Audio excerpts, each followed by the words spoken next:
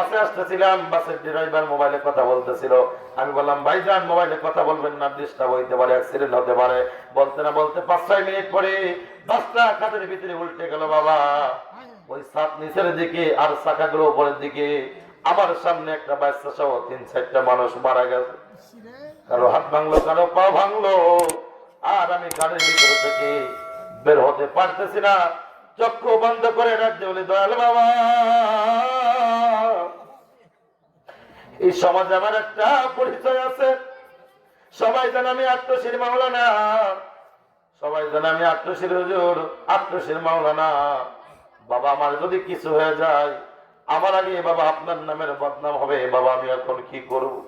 ও রাজবাড়ির মুসলমান, খোদাকে তো থম করে বলি, কে জানি আমাকে সাদা পোশাক পরিধান করে আমার হাত ধরে ডাকতে বললো, বাবা তোমার কোনো ভয় নাই, তোমার কোনো চিন্তা নাই। মুজাদ্দিদ সাহেবের পক্ষ থেকে আমার আল্লাহ তাআলা মুজাদ্দিদের ওসিলায় তোমাদের সকল হাওলা আমার কাছে দিয়েছে। বাবা তোমার কোনো চিন্তা নাই, বাবা চিন্তা নাই। আসো বাবা আসো, আমি তোমাকে নিয়ে গেলাম। একটু আওয়াজ তুলে বলা যাবেন আল্লাহু আকবার? এটা পরের কথা বললাম, আমার নিজের কথা বলে শেষ করে দিব। বাজার আমি সোনা থেকে মাহফিল করে পাবনার উদ্দেশ্যে রওনা দিলাম। গভীর খেয়াল করবেন, এটা রোস্টি অনলাইনের ভিতরে সোশ্যাল মিডিয়ায় কথাগুলো দেওয়া আছে।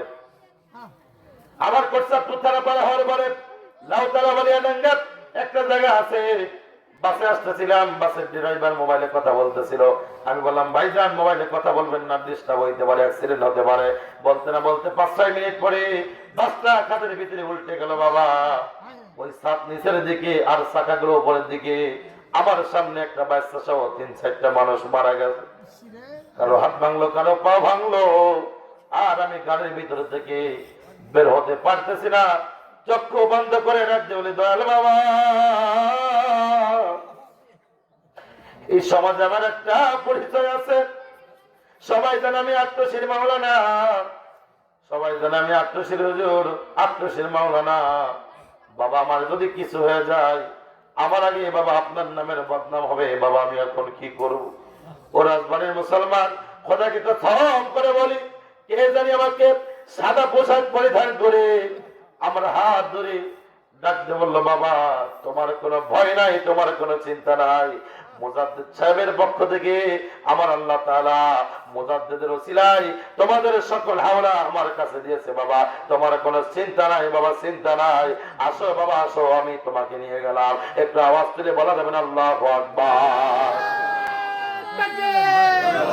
বিশ্বনবী মুস্তাফা এলাকাবাসীর আগমন, ঢাকা ফরিদপুরের আগমন, পদ্মা নদী স্বাগতম।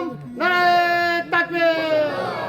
ভাইজান কথাগুলো যে বললাম, আপনারা চাতক পাখির মতো একটা মানুষও দেখলাম উঠলেন না, যারা বসেছিলেন। ভাইজান এই মাহফিলটার জন্য